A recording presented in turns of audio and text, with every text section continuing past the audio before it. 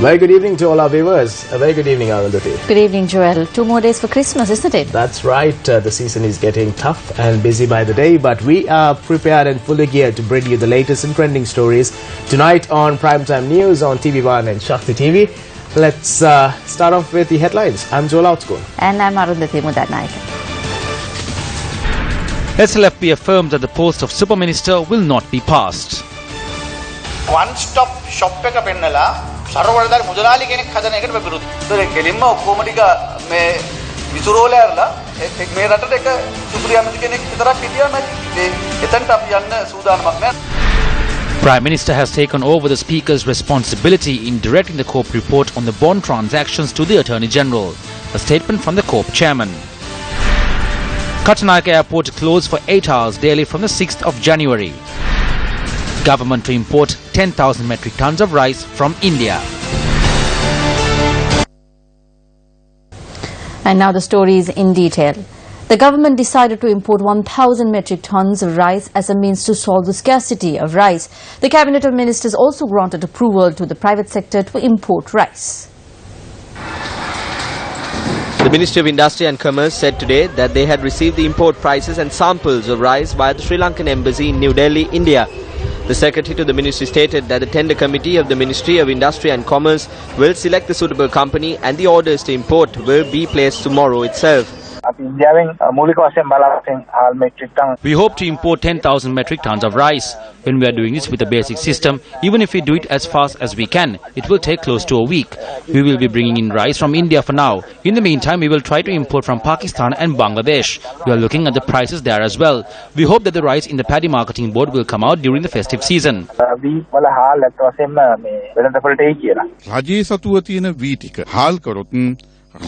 If the paddy that is with the government is converted into rice, then it can be sold with a profit. If the mill owner is paid 5 rupees for a kilo, then it can be sold for less than 70 with a benefit to the consumer as well. There is no scarcity. The government has taken steps to import rice from India. Someone is importing. There will definitely be commissions involved. That is what they are doing. The country can be fed for months with the rice. P. Harrison, the minister himself, is saying that the stocks are being hidden and that there is a rice mafia. What will happen after that? Those stocks will also come out. After 2 months, they will begin to harvest the yield. Then they will have to store the paddy. Then the value of the farmer's paddy will go down. Those stocks will be purchased by large-scale mill owners. Then they artificially fluctuate the prices and then they rob from the consumers. Farmers raised their objection with regard to the decision taken by the government to import rice as a solution to the rice crisis. There is no fertilizer, no water for farming. Rice will not have to be imported if the farmers are provided with their requirements. It is just 2 or 3 traders who are purchasing the paddy and controlling the prices of the rice in the country. So all this lies in the hands of these 2 or 3 traders. So if this government is unable to control this, I say that there is no use of a government. Most politicians are not in favor of the production of paddy in the country. Most of them are trying to force the local farmers to abandon paddy farming and import rice from overseas so they could fill their own pockets. If the fertilizer and the water is provided to the farmer on time, there will be no issue whatsoever. The country will only develop.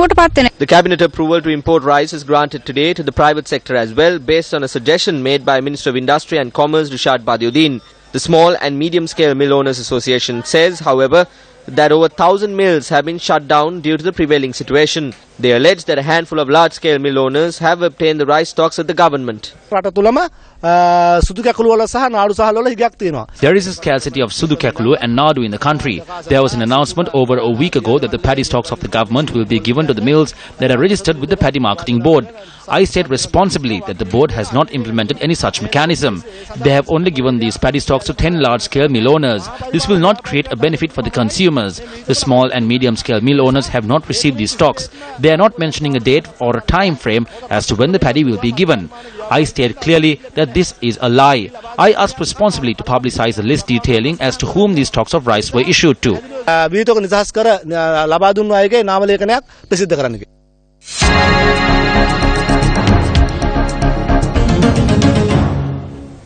And in news from the President's Diary this evening.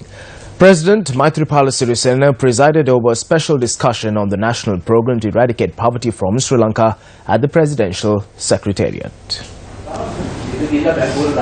Attention was drawn towards programs that will be implemented from 2017 in order to achieve the global Millennium Development Goals and to build a Sri Lanka without poverty by the year 2030. According to the President's media division, attention was also drawn towards issues that arose due to the drought and on the National Food Production Program. No matter how much we debate about it, when we take a look at the history, the people of this country were self-sufficient and overcame obstacles based on agriculture. When issues on drought and economy arise, the first matter is to feed the people. In 2006, the World Food Programme announced that the world will face a food crisis. Back then, I was the Minister of Agriculture and I had discussions with the former President and commenced the Api Wavamu Ratanagamu program. On one end, we went to war and on the other, we experienced the need for food. This program was a success. Therefore, we must mainly focus on cultivation wherever it is possible. Home gardens are also important. Today, 2 new members appointed to the Commission of Right to Information took their letter of appointments from President Maithripala Sirisena at the Presidential Secretariat. The former chairman of the Appeal Court, Judge A.W.A. Salam, and Dr. Selvi Tiruchandran are these 2 new members. Meanwhile, Supreme Court Justice Priyasad Depp was sworn in before President Maithripala Sirisena this morning as the acting Chief Justice. Chairman of COPE Parliamentarian Sunil Handuneti says the Prime Minister directing the COPE report on the bond issue to the Attorney General is similar to one taking over the Speaker's responsibilities. In a letter to the Speaker, COPE Chairman Sunil Handuneti called for a debate on the report on the bond issue compiled by COPE during the first parliamentary session of 2017. MP Handuneti opines that once the report is tabled, it becomes parliamentary document. In his letter, he says that it is the Speaker who can take action on the document that has been presented to Parliament. Handuneti affirms that if a need arises to direct the COPE report to the Attorney General, that decision must be made by the whole Parliament and not by the Prime Minister alone. Indicating that the Speaker is vested with the custodial responsibility of taking action on behalf of all members of Parliament, the COPE chairman requested the Speaker to debate the report next year in Parliament. It is not the responsibility of the Prime Minister or the government to decide whether the report should be directed to the Attorney General or whether any other measure needs to be taken. This is a parliamentary matter and therefore the sole responsibility lies with the Speaker. I believe the Speaker would have a better understanding on parliamentary matters. Therefore, it needs to be debated in the next parliamentary session and Parliament must be given the right to make a decision on it.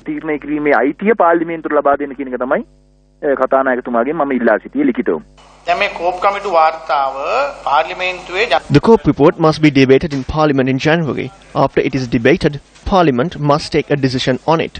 Such a document has not been tabled in Parliament. It appears that measures are being taken to conceal the central bank treasury bond scam. We don't know if they are bringing something like the Super Ministry to the spotlight for public debate because of this issue. The incumbent governor of the Central Bank of Sri Lanka said he would make a decision on perpetual treasuries. However, even until the investigations are over, they have not suspended the operations of perpetual treasuries. We request him to temporarily suspend perpetual treasuries until this is debated in Parliament and investigations are called for by the Speaker. Perpetual treasury සායතනය తాවකාලිකව අයින් කරන්නයි කියන ඉල්ලීම අපි එතුමාගෙන් කරනවා. Ceylon Bank shares were exchanged in the stock market. The Prime Minister intervened and stopped it. What effect would those shares have on the credibility of the markets? The reason for suspending trading was that it was done without any approval. The central bank gave money to perpetual treasuries and it was clear that the Bank of Ceylon was involved. With whose permission was it done?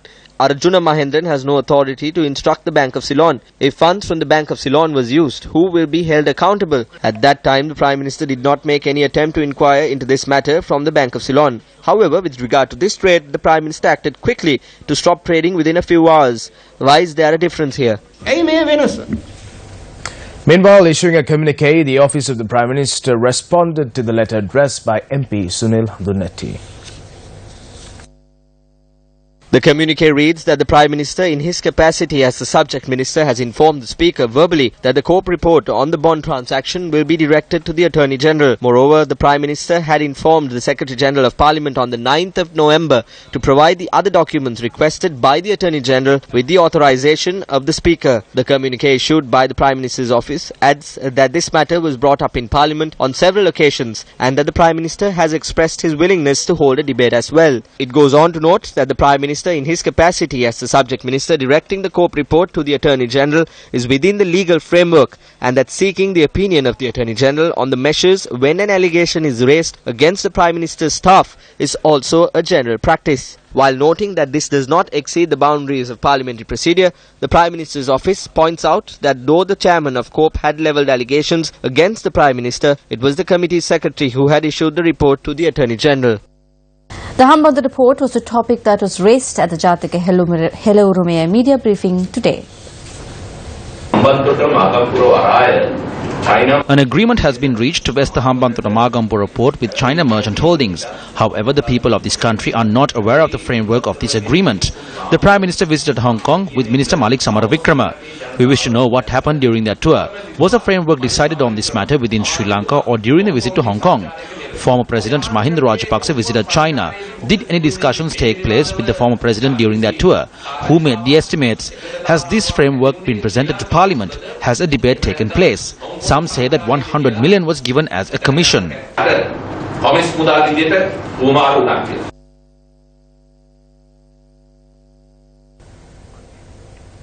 And on to a segment that News First has been closely following, which was titled Collapsing Administration. Now, we at News First took measures to conduct a public opinion poll on the governance of the Government of Good Governance. We are receiving a number of views from the general public in this regard. Let's take a look. We are happy that we are given this opportunity to express our views regarding the burning issues, which are very timely. The previous government carried out various deals and there was no real benefit through the development that was carried out. There were burning issues in the country and they went behind commissions and did other things. Today there seems to be no difference. There is no development, but they seem to be selling all the resources and the people are unable to live.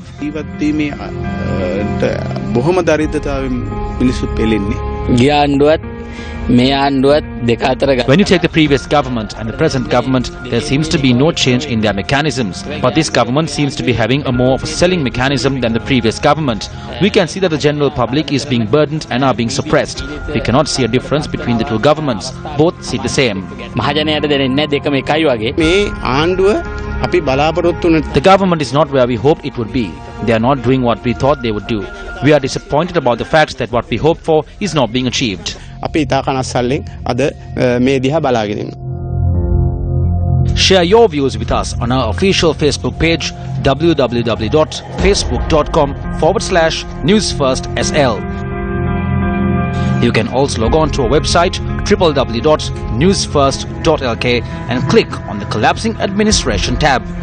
Follow the developments of the story on our Twitter handle #CollapsingAdmin. You can also get in touch with our provincial correspondents on 0114 792 700.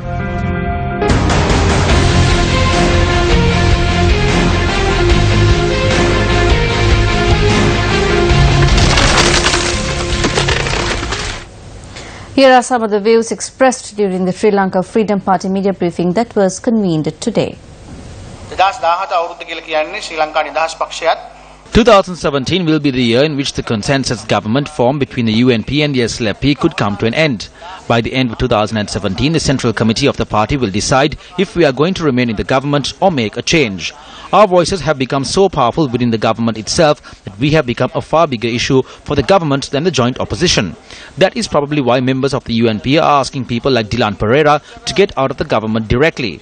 They say things like this during weekly media briefings, mostly based on directives they receive from higher-ups. Our friends in the opposition ask us if we have no shame because we choose to stay with the government. With or without shame, our stand is what is keeping others from playing the fool.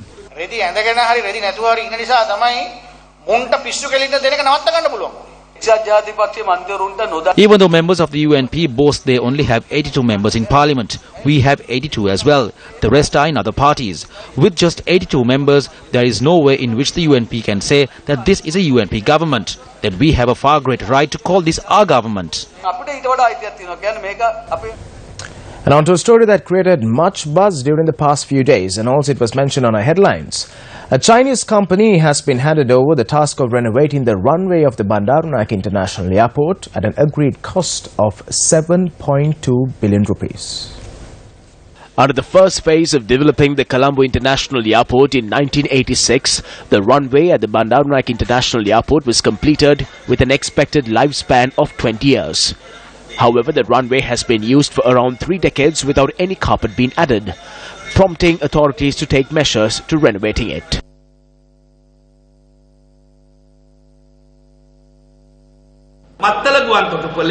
The required infrastructure for the Mattala airport has not been provided. Therefore, airlines do not prefer to fly to Mattala. If not, we could have completed the renovations in 2 months. We sought advice and looked into how other countries handle such things. We understood that when the runway is being renovated, the airport is being shut down for a few hours.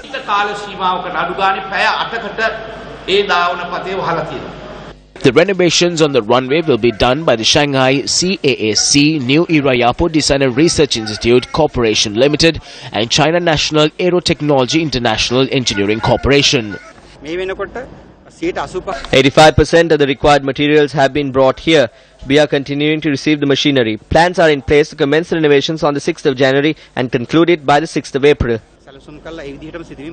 The airport will be shut down for a period of 8 hours each day. In addition, there will be no domestic flights operating from the BIA during the period in which the renovation takes place. All domestic flights will operate from the Ratmalani airport.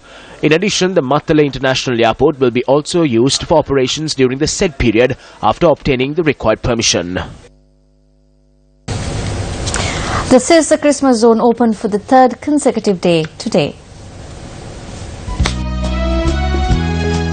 The Sirsa Christmas Zone located down Weybrook Place in Colombo was declared open today by the Bishop of Gaul, Right Reverend Dr. Raymond Wickramasinghe. The opening ceremony also saw the participation of the top management and staff of the Capital Maharaja Organisation Limited.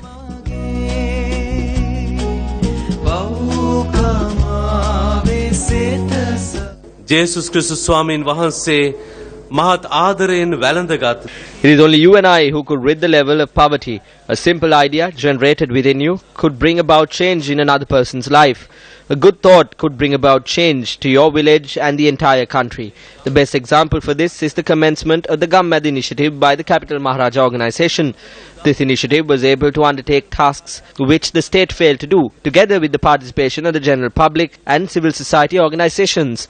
The Catholic Church highly appreciates and bestows its blessings on this great initiative. කතෝලික සභාව ලෙස අප මෙවන් සමාජ සංවර්ධන විප්ලවයන් මහත්සේ අගය කරනවා. අපගේ ආශිර්වාදය පිරිනමනවා. Capital Maharaja සංවිධානය මගින් සංවිධානය කළ The Sirsa Christmas Zone was set up by the Capital Maharaja Organisation to spread the message of the newborn Christ among Catholics and persons of other beliefs.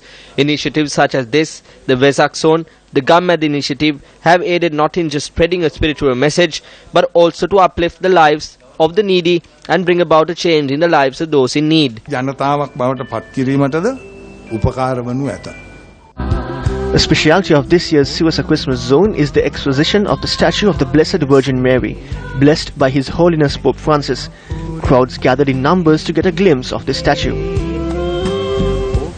Let's now cross over to Sharon Benedict, who is at the Sirsa Christmas Zone, to give us more details on the celebrations.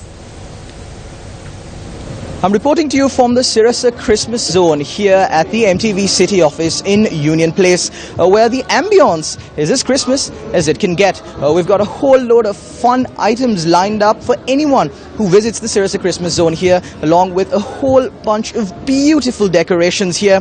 Also, a special mention is that we've got here a statue that has been blessed by Pope Francis himself at the Vatican. Now, we've got so much lined up for you here at the Christmas Zone, Sirsa Christmas Zone. It's been held for the 3rd consecutive day today. It began at 5 this evening. You're still not too late to come on down to the Sirsa Christmas Zone and enjoy the spirit of Christmas with us. Well, thank you very much, Alan Bendick, for bringing us that comprehensive update from the Sirisa Christmas Zone. Now on to a related note. What would Christmas be without Christmas carols? The word carol actually means dance or a song of praise and joy. And what joy do these beloved carols bring to millions of Christians across the globe? These are two stories behind two of the greats.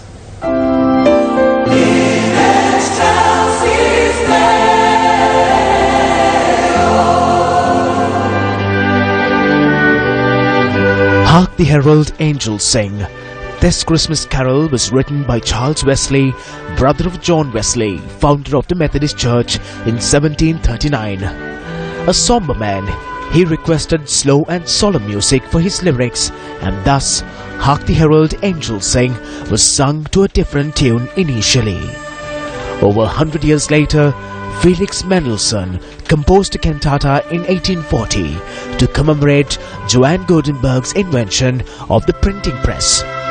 English musician William H. Cummings adopted Mendelssohn's music to fit the lyrics of Hark the Herald Angels Sing, already written by Wesley. The origin of the Christmas carol we know as Silent Night was a poem that was written in 1816 by an Australian priest called Joseph Moore. On Christmas Eve in 1818, in the small alpine village called Obdorf, it is reputed that the organ of St. Nicholas Church had broken. Joseph Moore gave the poem of Silent Night to his friend Franz Xavier Gruber, and the melody and music for Silent Night was composed with this in mind. The Silent Night music was therefore intended for a guitar, and the simple score was finished in time for midnight mass. Silent Night is the most famous Christmas carol of all time, and its beautiful lyrics convey the essence of peace and love.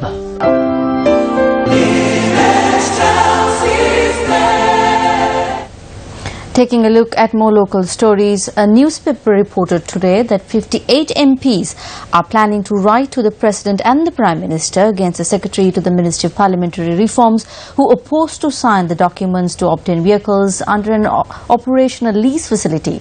The Secretary had refused signing these documents, citing a number of various reasons. The paper article reported that 58 MPs are compiling a letter against the Secretary to the Ministry of Parliamentary Affairs and Mass Media, citing that a Secretary cannot challenge the decisions of the Cabinet of Ministers.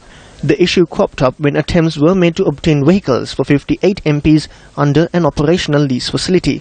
The Secretary points out that even though Cabinet approval was granted for the transaction, there is no transparency in it. The Secretary stated that the obtaining of vehicles for an amount of close to 700,000 rupees a month for 60 months exceeds the tenure of the current government. In addition, the company that has been selected to obtain the vehicles had been rejected by the Procurement Committee of the Cabinet and the Technical Evaluation Committee. The President has clearly expressed his displeasure over the purchase of vehicles at a time when the country is experiencing an economic crisis. I think he still stands firm on that stance. The government should carry out development programs. We strongly object the use of money that should be used for development for other purposes.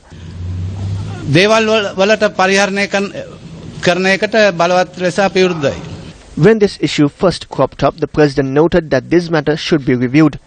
It was the opinion of the President that the purchase of these vehicles should be transparent and in accordance to the state procurement procedures. In such a backdrop, the proposal to purchase the vehicles through the company in question was submitted by the Cabinet Committee on Economic Activities. The proposal stated that a bond of 350 million rupees will be granted to the said company through the Cooperative Insurance Company.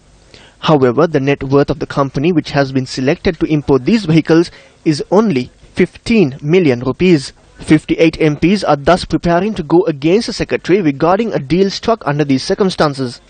It should be noted that the MPs who are to receive the vehicles have already been given tax-free permits for the import of vehicles. This car deal is an issue created by the Ministry of Finance. The Secretary says that he is not prepared to sign the documents to lease vehicles. What you are doing is selecting 58 MPs and attempting to give them vehicles. The Prime Minister says, then leave. However, they don't listen to the Prime Minister's instructions. This is because the President appoints a Secretary. Don't think that there is no conflict. This Cold War is one that could explode at any time.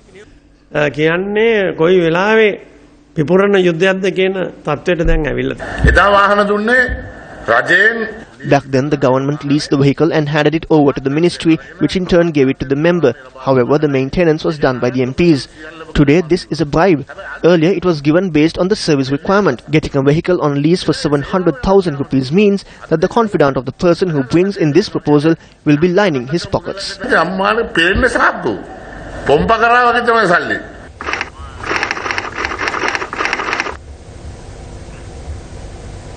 Meanwhile, convening a media briefing at the Sri Lanka Freedom Party headquarters today, State Minister Dilan Pereira and Chief Minister of the Western Province, Isuradeva Priya, vehemently condemned the attempts made by the United National Party to centralise power.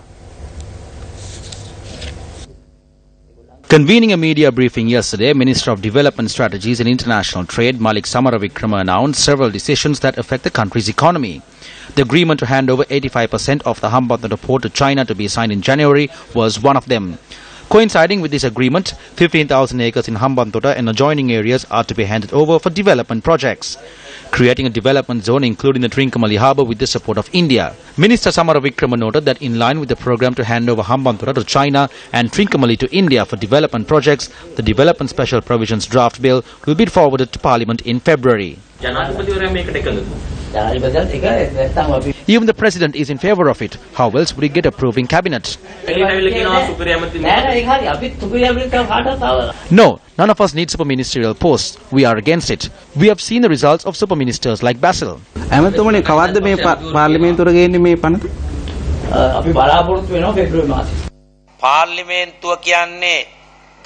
An individual who was not elected to Parliament and an individual who entered Parliament through the national list is taking grave decisions of this regard and making statements about them is a blow to the hopes and views of the entire population of this country. One-stop shop එක පෙන්නලා සර්වවලදාරි මුදලාලි කෙනෙක්. They are showing off the one-stop shop. They are creating an all-powerful Mudalali. We are against this. This is what is going to happen through this bill. On one side, there are hopes for a new constitution when we are attempting to devolve power. And on the other hand, they are trying to consolidate power that has already been devolved.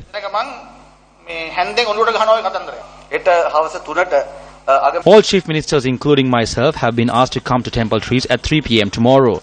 There were unofficial superministerial posts in our government as well. UNP ministers have now forgotten the criticisms they levelled when they were in the opposition. Therefore, we clearly state that if they appoint a superminister, then there would be no use of having a president or the prime minister. Then there will be no use of chief ministers. They could dissolve everything and the existence of a superminister would be sufficient. But we are not ready to go there. When looking at the present cabinet, this super ministry will go to Ranil Wickremesinghe and Malik Samaravikrama. Yesterday, he did not accept the fact that they would revoke the powers of the Development Special Provisions Bill, which overrides the authority of the President. I assure you that we will not allow this so-called Development Special Provisions draft bill to be approved. If they want, they can bring in the one-stop shop concept. The Finance Ministry has a very good proposal to bring in this concept. You asked about this filing of charges. He did not give a concrete answer to this. He used the word goodwill. Who takes decisions with goodwill? Therefore, without taking our clauses like that, he cannot bring it to Parliament. They slipped away by giving answers at the Cabinet press briefing yesterday, and in the end, the Development Special Provisions Bill will be tabled in Parliament in February. If the local governments do not agree, this cannot be brought in. Let us see if they can approve the bill without the support of the SLFP. That cannot happen.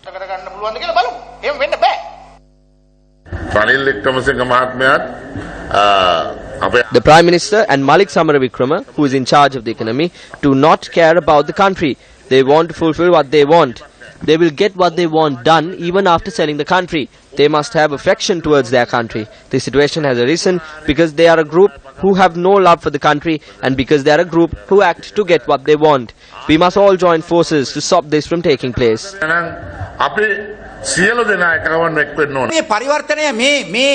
The civil society should gather against his Prime Minister who does not understand the people's mandate. He is taking arbitrary decisions and it is the responsibility of the civil society to stand up. If we can't change this, the civil society will have to come together and bring the people together to end the arbitrary decision-making abilities of the Prime Minister. Well, that's a look at Primetime News for tonight. Thank you very much for joining us. I'm Arundhati Mudannaika. We hope you're up to date. I'm Zola Otskun. Take care. Good night. you.